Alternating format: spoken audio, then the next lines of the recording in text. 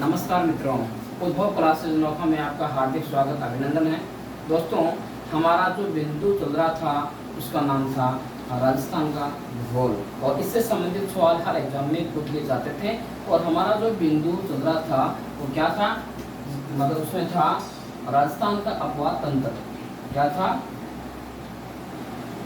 राजस्थान का अपवाह तंत्र।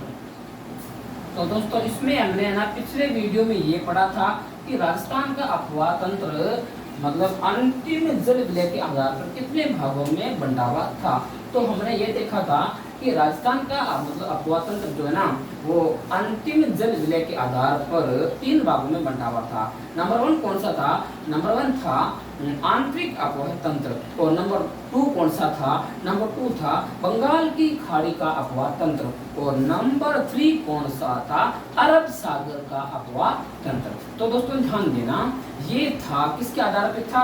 ये था अंतिम जल विलय। अंतिम जल विलय का मतलब क्या होगा दोस्तों?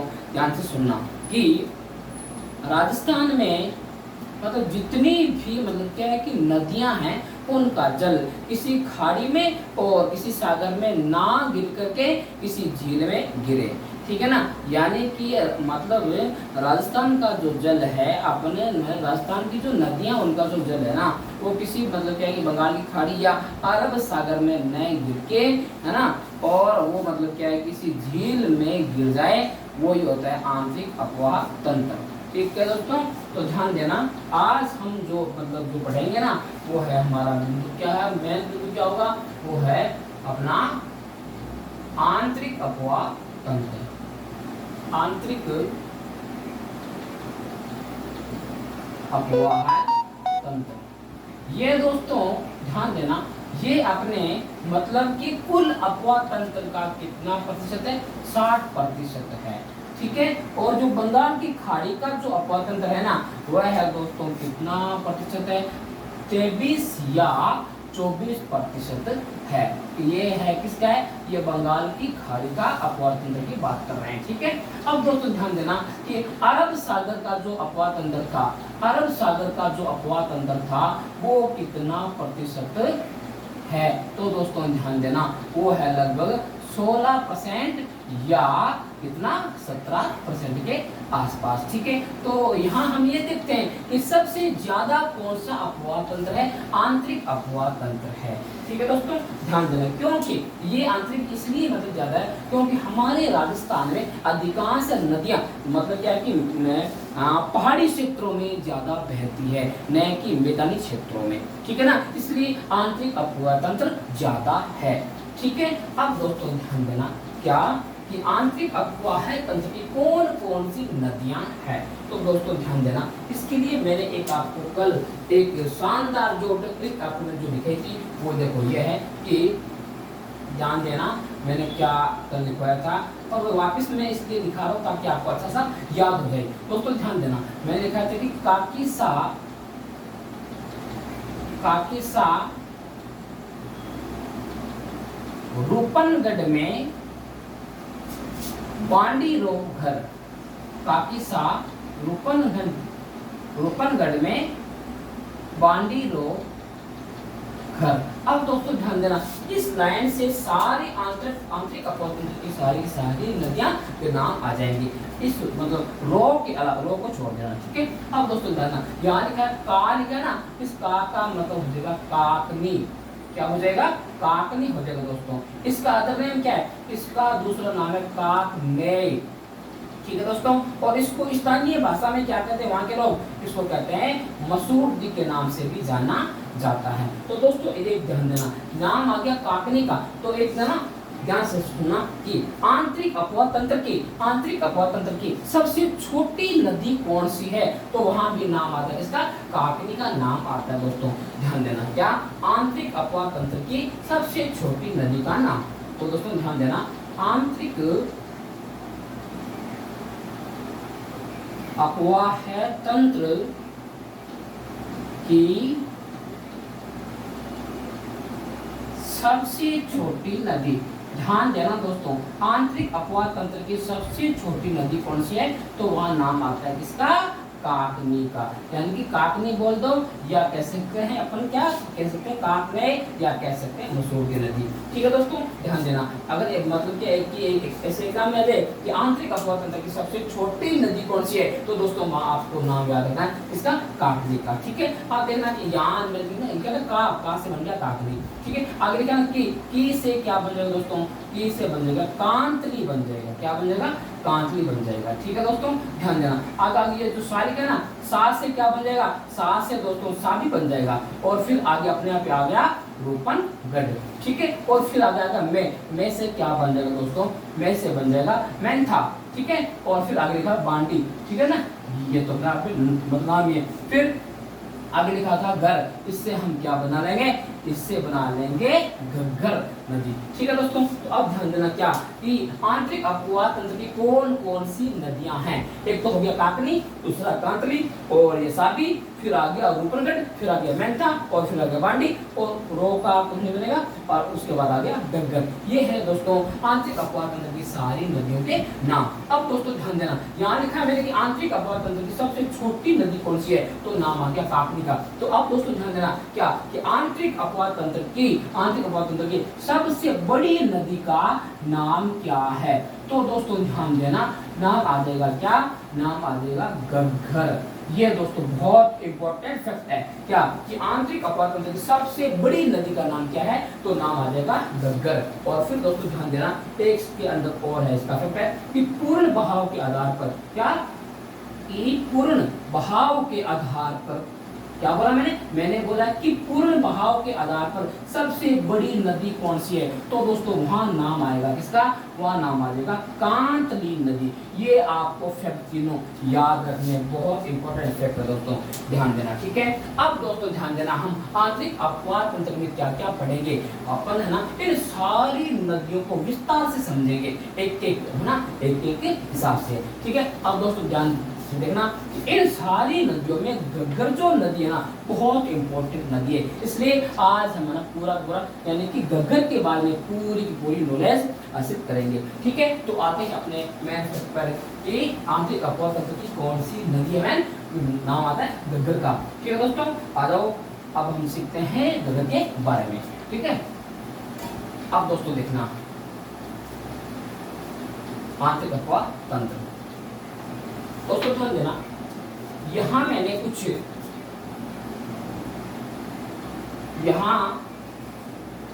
बनाया है राजस्थान का ऊपरी हिस्सा। दोस्तों ध्यान देना, यहां मैंने क्या बने राजस्थान का ऊपरी हिस्सा। ठीक है, तो आप इसमें ये ध्यान रखोगे कि राजस्थान के ऊपरी हिस्से में एक साइड में आप मान सकते हो इधर कौन सा हो गया, ये हो जाएगा दोस्तों हनुमानगढ़। ठीक है, ये क्या हो जाएगा, ये हो जाएगा हनुमानगढ़, और इधर हो जाएगा दोस्तों क्या, ये हो जाएगा अपना गंगानगर। अब ध्यान देना कि मैं यहाँ पे आपको ये वाला समझाता हूँ कि जैसे हमारा नाम आ गया घग्गर नदी के बारे में हम सीख रहे हैं। ठीक है, हम सीख रहे हैं किसके बारे में, घग्गर नदी के बारे में। घग्गर नदी, दोस्तों ध्यान देना कि घग्गर नदी कहाँ से निकलती है, ध्यान देना दोस्तों, ये मैंने बनाई है ना, इनका नाम है शिवालिक की पहाड़ियाँ। क्या है, ये शिवालिक की पहाड़ियाँ हैं दोस्तों। कि घग्गर नदी का उद्गम कहाँ से होता है, मतलब होता है शिवालिक की पहाड़ियों से। और ये ध्यान देना, ये कहाँ है, ये है दोस्तों हिमाचल प्रदेश में। ये कहाँ है दोस्तों, हिमाचल प्रदेश में। ठीक है, अब दोस्तों ध्यान देना क्या कि घग्गर नदी कहाँ से निकलती है, वो निकलती है अपने शिवालिक की पहाड़ियों से निकलती है दोस्तों। ध्यान देना, कहाँ से निकलती है, शिवालिक की पहाड़ियों से। और मतलब जहाँ से निकलती है ना, उस मतलब जगह का नाम क्या है, उस जगह का नाम है दोस्तों कालका। उस जगह का नाम क्या है, कालका नाम है दोस्तों, ध्यान देना। ठीक है, अब दोस्तों ध्यान देना, यहाँ से ये मतलब कौन सी नदी निकल रही है, यहाँ से निकल रही है घग्गर नदी निकल रही है। ठीक है, अब देखना, ये घग्गर नदी अपने ना राजस्थान में कौन सी जगह पे इंटर करती है, उस मतलब जगह का नाम क्या है, उस जगह का नाम दोस्तों ध्यान में रखना, उस जगह का नाम है हनुमान, जो आता है हनुमानगढ़ के अंदर, उस जगह का नाम है दोस्तों, ये देखो आपके सामने टिब्बी नाम लिखा ना, यही वो स्थान है जहां पर मतलब घग्गर नदी अपने राजस्थान में प्रवेश करती है। अब दोस्तों ध्यान देना, अब हमारे ये वाली नदी अब आगे यहाँ ये जाएगी कहाँ, हनुमानगढ़ से गुजरती हुई यहाँ तक आगे, और यहाँ इसी नदी के किनारे हनुमानगढ़ में कौन सा मतलब दुर्ग बना हुआ है, उसका नाम है दोस्तों बटनेर दुर्ग। क्या नाम है, बटनेर दुर्ग। ये एक ऐसा दुर्ग है जो बहुत ही प्राचीन है और इस पर बहुत सारी विदेशी शक्तियों का मतलब क्या है कि आक्रमण भी हुआ है। दोस्तों ध्यान देना, ये कहाँ है, ये अपने हनुमानगढ़ जिले में है। ठीक है, अब दोस्तों ध्यान देना कि घग्गर जो है ना अपनी है ना ये नदी, घग्गर नदी का ये जो प्रवाह है वो है मतलब क्या कहाँ तक है, वो है बटनेर दुर्ग तक है।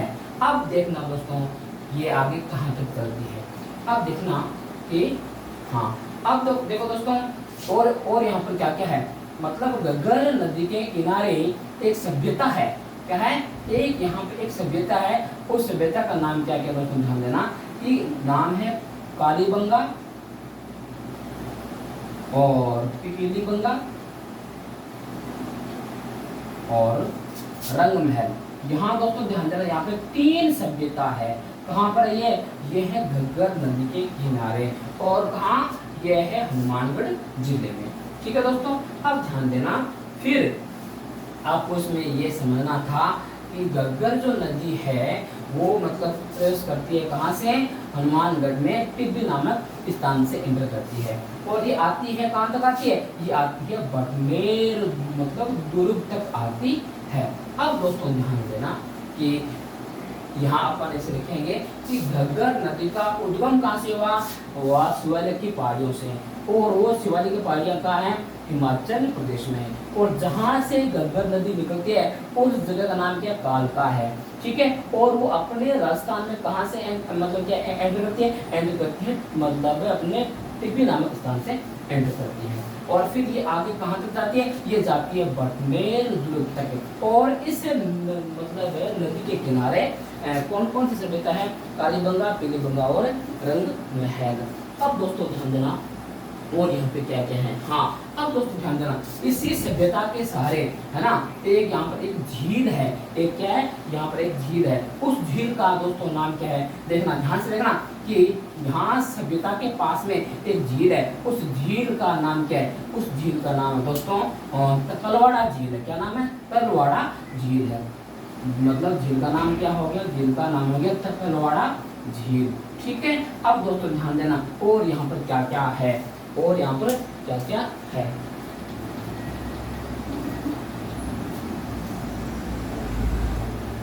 आप देखना दोस्तों ध्यान देना, और यहाँ पर क्या किया, हाँ एक यहाँ पर है ना इंदिरा गांधी नहर परियोजना इसी नदी पर है, IGNP। क्या है दोस्तों, IGNP इंदिरा गांधी नहर परियोजना। ये भी कहाँ से है, यह भी है यहाँ अपने यहाँ मतलब घग्गर नदी के सारे वो आपसे मिलती है, IGNP। ये भी कहाँ है, ये भी हनुमानगढ़ में दोस्तों ध्यान देना। अब क्या है आगे आपको क्या क्या समझना है, ध्यान देना। फिर ये वाली नदी है ना फिर कहाँ तक जाती है, अपने राजस्थान के अंतिम बिंदु तक, अपने राजस्थान के अंतिम यहाँ तक जाती है। इस ना जगह का नाम क्या है, इस जगह का नाम है दोस्तों अनूपगढ़ है। इस जगह का नाम क्या है, इस जगह का नाम होगा दोस्तों अनूपगढ़ हो गया, अनूपगढ़ है दोस्तों, ये ध्यान देना। ठीक है, अब ध्यान देना क्या, फिर ये नदी ना आगे तक जाती है, कहाँ तक जाती है, ये जाती है फोर्ट अब्बास तक जाती है। कहाँ तक जाती है, फोर्ट अब्बास तक जाती है कभी कभी। और ये फोर्ट अब्बास कहाँ है, ये फोर्ट अब्बास है अपने मतलब पाकिस्तान में है दोस्तों, ध्यान देना। ठीक है, अब देखो यहाँ से सवाल ऐसे उठेंगे, कैसे कि सबसे पहले आपको इसके ना मतलब क्या उद्गम मतलब इसके उद्गम के बारे में जानकारी होनी चाहिए। कैसे कि घग्गर नदी का उद्गम स्थल कौन सा है, तो है शिवालिक की पहाड़ियाँ, और ये शिवालिक की पहाड़ियाँ कहाँ है, हिमाचल प्रदेश में है, और जहाँ से घग्गर नदी निकलती है उस ना जगह का नाम क्या, कालका है। ठीक है, और फिर यही घग्गर नदी अपने जो मतलब क्या है, ये अपने ना राजस्थान में कौन सी जगह पे एंटर करती है, वो टिब्बी नामक स्थान से एंटर करती है। ठीक है, और फिर देखना इसके आगे है ना इसी इसी मतलब क्या है कि नदी के किनारे हनुमानगढ़ में क्या है, बटनेर दुर्ग है। और यहाँ पर 3 सभ्यता भी है। देखो एक तो है कालीबंगा, दूसरी पिपीलीबंगा और तीसरी गंगा। ये कहाँ है, ये भी दोस्तों हनुमानगढ़ के अंदर ही है। फिर दोस्तों देखना कि इसी नदी के सहारे किनारे एक झील का भी निर्माण हुआ है। उस झील का नाम क्या है, तलवाड़ा झील। ठीक है, और यहीं पर इससे आगे थोड़ा क्या कि घग्गर नदी और ये इंदिरा गांधी नहर परियोजना आपस में मिलती भी है। तो जहाँ ये मिलती है ना, उस जगह का नाम क्या है दोस्तों, ध्यान देना, उस जगह का नाम है बडोपल। उस जगह का नाम क्या है दोस्तों, बडोपल है, जहाँ पर इंदिरा गांधी और ये वाली नहर और ये अपने घग्गर नदी मिलती है। उस जगह का नाम क्या है, उस जगह का नाम है बडोपल है दोस्तों, ध्यान देना। ठीक है, फिर दोस्तों ध्यान देना आगे क्या है। अब आते हैं अपने गंगानगर में। तो दोस्तों ध्यान देना, यहाँ पर एक सभ्यता है, यहाँ पर एक सभ्यता है। उस सभ्यता का नाम क्या है, कि सुनारी सभ्यता है। कौन सी है, इसमें सुनारी सभ्यता है दोस्तों, ध्यान देना।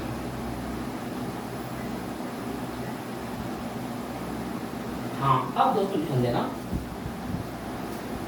देखो अब ये जो हनुमानगढ़ है ना, इसमें ना घग्गर नदी के क्या क्या नाम है, उपनाम क्या क्या है। तो देखना दोस्तों, घग्गर जो नदी है ना, ये पहले इसका अंतिम विलय था कहाँ तक था, बटनेर दुर्ग तक था। ठीक है ना, तो वहाँ तक तो ठीक था। ठीक है, फिर देखना इसका एक और आगे फिर आ गया कि पहले इसका अंतिम विलय कहाँ तक था, अंतिम विलय था बटनेर दुर्ग तक था, बटनेर दुर्ग तक था। और फिर इसका अंतिम विलय कहाँ गया कि राजस्थान में घग्गर नदी का अंतिम विलय बिंदु, अंतिम विलय बिंदु वो दोस्तों कहाँ है, देखो वो आपके सामने पड़ा है, अनूपगढ़ है दोस्तों। अपने राजस्थान में घग्गर नदी का अंतिम विलय बिंदु कहाँ है, अनूपगढ़ है। ठीक है, और वह कहाँ है, वह गंगानगर में है। ठीक है, और फिर देखना दोस्तों कि कभी कभी जब ना शिवालिक की पहाड़ियों में ज्यादा बारिश होने की वजह से यह नदी मतलब क्या है कि हनुमानगढ़ होती हुई, गंगानगर होती हुई फोर्ट आवास तक पहुंच जाती है। कहाँ तक है, फोर्ट आवास तक पहुंच जाती है। ठीक है, इसलिए दोस्तों ध्यान देना कि इसी मतलब घग्गर नदी का पाकिस्तान में क्या नाम है, इसका नाम दोस्तों हकरा है, नाम है। ठीक है, और ध्यान देना कि अनूपगढ़ वाले इस मतलब नदी को क्या मतलब किस नाम से नदी पुकारते हैं। तो यहाँ तक से नदी आती है तो ये एकदम क्या है कि मुक्करी जैसे लगती है, तो इसका नाम हो गया मुक्कट नदी। यानी कि गंगानगर में मतलब घग्गर नदी को क्या कहते हैं, मुक्कट नदी कहते हैं। अब दोस्तों ध्यान देना कि हनुमानगढ़ में इसका क्या क्या नाम है, किसका, घग्गर नदी का। तो एक तो नाम इसका है द्वेषवती नदी। कौन सा नाम गया कि द्वेषवती नदी हो गया। और फिर ये नदी मतलब क्या है कि कभी तो आती है बटनेर तक और कभी आती है अनूपगढ़ तक, और ये कभी कभी आ जाती है फोर्ट आवास तक। इसलिए ये नदी बहुत सारे नफाटक मतलब क्या करती है, इसलिए इसका नाम हो गया नफट नदी। कौन सा हो गया, नट नदी। ठीक है दोस्तों ध्यान देना, हनुमानगढ़ में घग्गर नदी के दो नाम है, द्वेषवती और ये नफट नदी। और गंगानगर में घग्गर नदी का नाम हो गया नफट नदी। और पाकिस्तान वाले इस वाली नदी को कहते हैं हकरा नदी कहते हैं दोस्तों। ठीक है, अब क्या क्या इसको इसमें समझना है, ध्यान से देखना। हाँ, अब अपना वो यहाँ तक तो आप जाएगी, आगे होगा सुनने। अब हम इसके बनाते हैं नोट्स बनाते हैं कि क्या क्या अब जो उन्होंने समझा था। अब दोस्तों ध्यान देना, अपन घग्गर के बारे में बनाएंगे नोट्स बनाएंगे। ठीक है, तो आप हो जाओ रेडी हो जाओ। पहली नदी कौन सी है, घग्गर नदी। अब दोस्तों ध्यान देना, इसका सबसे पहले इसका उद्गम, घग्गर नदी का उद्गम कहाँ से होता है, तो देखो शिवालिक की पहाड़ियों से। और ये कहाँ है? यह है कालका, हिमाचल प्रदेश। ठीक है दोस्तों, फिर देखना कि घग्गर नदी का बहाव कौन से जिलों में है। बहाव कौन से जिलों में है? तो आता है हनुमानगढ़, और दूसरा आता है गंगानगर। फिर देखना दोस्तों कि घग्गर नदी जो है इसका ये विलुप्त कहाँ होती है, इसका विलय कहाँ होता है। तो यहाँ आपको बहुत मतलब क्या है कि बारीकी से समझना पड़ेगा। घग्गर नदी एक तो सामान्य स्थिति में जब होती है ना, बल्कि सामान्यतः यह है बटनेर दुर्ग के पास में, बटनेर दुर्ग के पास में, दुर्ग के पास मतलब विलुप्त हो जाती है। कहाँ हो जाती है दोस्तों? ये हो जाती है बटनेर दुर्ग के पास में।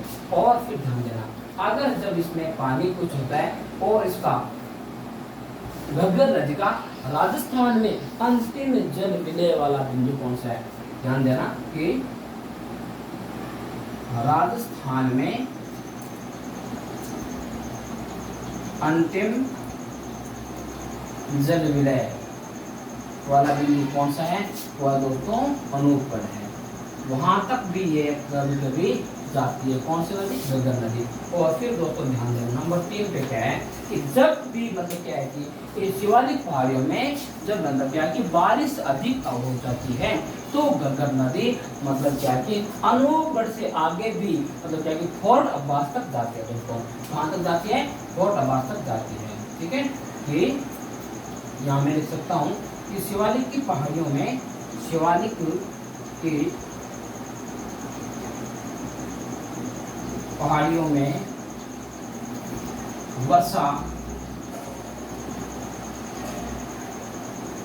अधिक होने या घग्गर नदी में पानी की मात्रा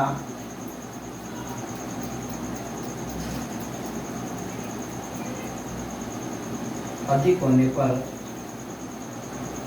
यह कहाँ तक जाती है दोस्तों? ध्यान देना, यह जाती है फोर्ट अब्बास तक जाती है। कहाँ तक जाती है? यह फोर्ट अब्बास तक जाती है। और वो कहाँ है? वो है पाकिस्तान में। फोर्ट अब्बास तक जाती है। अब दोस्तों आपको, मुझे आशा है आपको यहाँ तक समझ आ गया होगा। अब दोस्तों ध्यान देना इसमें और क्या क्या है कि एक ना घग्गर नदी के किनारे, हाँ तो ये था कि अपने ना और मतलब राजस्थान में जो प्रदेश इसका कहाँ से है? क्योंकि बी से, और ये कहाँ है? हनुमानगढ़ में। ठीक है दोस्तों, ध्यान देना, ये बहुत इंपॉर्टेंट फैक्ट है। यहाँ से ना बहुत सारे प्रश्न बनते हैं। अब दोस्तों ध्यान देना इसके आगे और क्या क्या है इसमें। हाँ, अब इसके देखेंगे उपनाम क्या क्या है वो देखेंगे, है ना। घग्गर नदी के उपनाम ध्यान से देखना दोस्तों, घग्गर नदी के उपनाम कौन कौन से। तो अब हम बात करते हैं घग्गर नदी के उपनाम के बारे में। तो हनुमानगढ़ में इसको क्या क्या कहा जाता है देखो ध्यान से। हनुमानगढ़ में एक तो इसको कहा जाता है दक्वेशवती नदी, ठीक है, और एक इसको कहा जाता है नटखट वाली नदी, ठीक है, नट नदी। और देखना दोस्तों गंगानगर में इसका मतलब कौन से नाम से इसको पुकारा जाता है? तो गंगानगर इसको कहा जाता है दोस्तों मृत नदी, मृत नदी कहते हैं। और देखना आगे कि पाकिस्तान में इस नदी का क्या नाम है। पाकिस्तान में इस नदी का नाम है हकरा, और इतने इसके नाम है बस, ठीक है। हाँ, और इसको ना सिंधु घाटी सभ्यता में कौन से नाम से पुकारा जाता था? सिंधु घाटी सभ्यता में, सिंधु घाटी सभ्यता में इसको कहा जाता था सरस्वती नदी, क्योंकि घग्गर नदी का बहाव उसी जगह होता है जहाँ मतलब प्राचीन काल में सरस्वती नदी बहती थी। इसलिए उस टाइम में ना सिंधु घाटी सभ्यता थी, तो उस टाइम में कौन सी नदी थी? सरस्वती। और वही उसी मतलब स्थान से ही, उसी मतलब जगह से अभी मतलब कौन सी नदी बह रही है? घग्गर नदी। और ध्यान देना, ये एक अंतरराष्ट्रीय नदी है। क्या है? यह एक अंतरराष्ट्रीय नदी है। ये अंतरराष्ट्रीय क्यों है आपको मैं बताता हूँ। ये एक अंतरराष्ट्रीय नदी है क्योंकि इसका अंतिम विलय कभी कभी जब शिवालिक की पहाड़ी में बारिश से अधिक हो जाती है तो इसका अंतिम विलय बिंदु कहाँ होता है? पोर्ट अब्बास तक होता है, और वो कहाँ है? पाकिस्तान में। इसलिए ये एक अंतरराष्ट्रीय नदी हो गई है दोस्तों, ठीक है। और ध्यान देना कि इसके किनारे हनुमानगढ़ में क्या है? बटनेर दुर्ग है। इसके किनारे हनुमानगढ़ में क्या है? बटनेर दुर्ग है दोस्तों, ठीक है, हनुमानगढ़ में। और ध्यान देना, और मतलब क्या क्या है इसके मतलब किनारे ना सभ्यताएं भी है, और वो देखना कौन कौन सी है। वो है कालीबंगा सभ्यता और पिपीलीबंगा सभ्यता, और एक है रंगमहल सभ्यता। यानी कि यहाँ पे 3 सभ्यताएं हैं। कौन सी? मतलब नदी के किनारे, घग्गर नदी के किनारे, ठीक है ना। यह भी कहाँ है? यह है हनुमानगढ़, ठीक है। इसके बाद आप ध्यान से देखना, अब क्या है कि यहाँ हनुमानगढ़ में एक ऐसी जगह है, हनुमानगढ़ जंक्शन, हनुमानगढ़ जंक्शन है। तो ध्यान देना कि जब वैना शिवालिक की पहाड़ी में ज्यादा बरसात होती है ना, तो हनुमानगढ़ जंक्शन में क्या आ जाती है? बाढ़ आ जाती है दोस्तों, ठीक है ना। इसीलिए इसको कहते हैं द्विवेशवती नदी, क्योंकि ये मतलब क्या है कि सारा जो गुस्सा है ना, ये मतलब हनुमानगढ़ जंक्शन में आकर के उतारती है। इसलिए वहाँ के लोग इसको क्या कहते हैं? द्विवेशवती नदी कहते हैं। और इसको नट वाली नदी इसलिए कहते हैं क्यों कहते हैं? क्योंकि ये है ना, कभी तो ये जाती है बटनेर तक, और कभी ये जाती है अनूपगढ़ तक, और कभी कभी ये जाती है पोर्ट अब्बास तक। इसलिए ये बहुत सारे कटकट वाले जैसे कि ना ये आसन करती है, इसलिए इसका नाम क्या हो गया? नट नदी। अब दोस्तों ध्यान देना कि गंगानगर वाले इसको मृत नदी क्यों कहते हैं?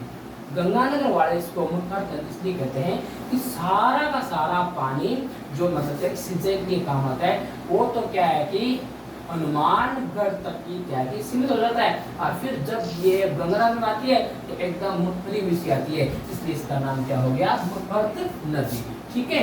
और ध्यान देना, ये पाकिस्तान वाले इसको अकरा नदी क्यों कहते हैं? अकरा का मतलब क्या होता है? बेवफा नदी, ठीक है ना। क्योंकि जब ये सारा पानी जो मतलब क्या है कि सिंचाई का काम आता है, वो तो हनुमानगढ़ और गंगानगर में समाप्त हो जाता है, और फिर जो मतलब कि इससे होता है ना नुकसान होता है ना, वो होता है कहाँ होता है? ओनली फॉर यानी कि पाकिस्तान में होता है। इसलिए इसको कहते हैं हकरा, यानी कि बेवफा नदी कहते हैं, ठीक है दोस्तों।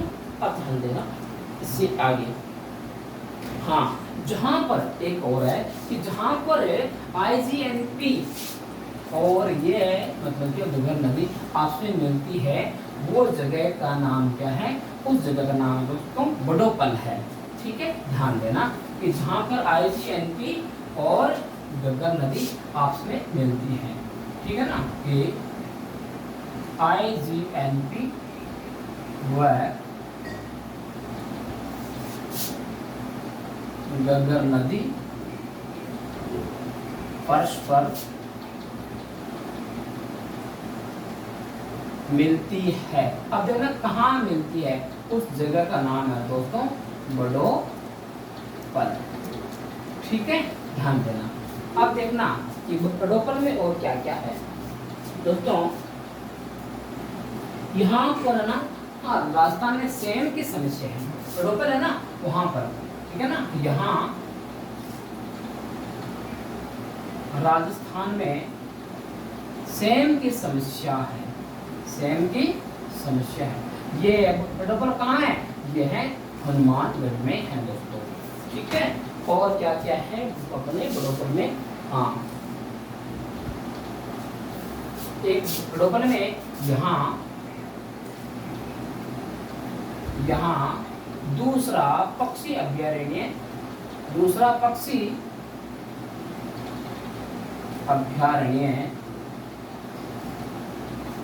स्थापित किया जा रहा है। कहाँ पर? बड़ोपन में। कहाँ? हनुमानगढ़ में। यहाँ पर दूसरा पक्षी अभयारण्य स्थापित किया जा रहा है। ठीक है दोस्तों, आगे देखना।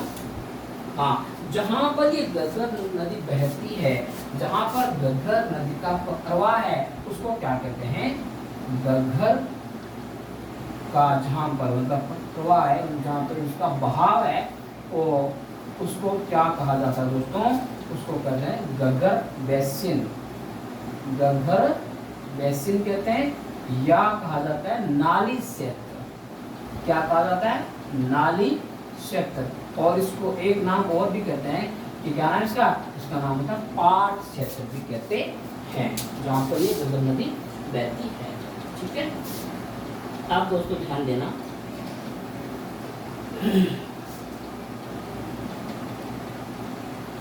हाँ, और इसका देखना इसका बहाव कौन कौन से मतलब क्या है कि जिलों में है।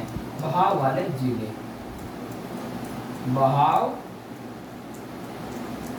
वाले जिले तो ये है ना, एक तो हो गया अपना हनुमानगढ़ हो गया, और दूसरा हो गया दोस्तों कौन सा? गंगानगर हो गया।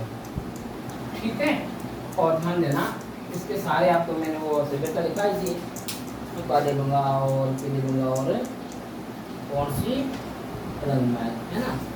आप दोस्तों ध्यान देना, बस इसमें तो मेन में मतलब क्या है कि इतना ही। हाँ, अब एक बार अपन इसकी है ना बात कर लेते हैं पूरी। दोस्तों ध्यान से सुनना आराम से। ये घग्गर नदी आंतरिक अपवाह तंत्र की मतलब क्या है कि सबसे बड़ी नदी है दोस्तों। ठीक है, और इसका उद्गम कहाँ है? शिवालिक की पहाड़ियों से होता है।